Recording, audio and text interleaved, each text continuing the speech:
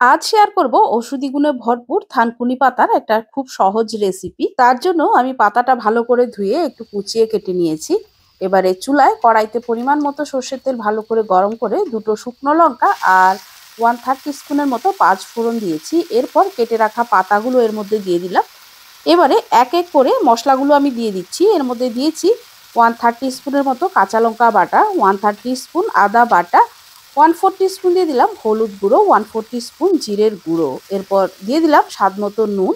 অন্যদিকে আমি দুমুঠো পরিমাণে মুগ ডাল হালকা একটু ভেজে নিয়ে তার সাথে একটা আলু কুকারে দিয়ে সেদ্ধ করে নিয়েছি। ডালটা কিন্তু আমি পুরোপুরি গলিয়ে ফেলিনি।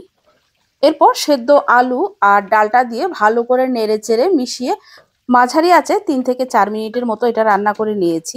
আর এদিকে সেদ্ধ আলুটাকে একটু হাতা দিয়ে চেপে চেপে ভেঙে আরও একটু মিলিয়ে নিলাম।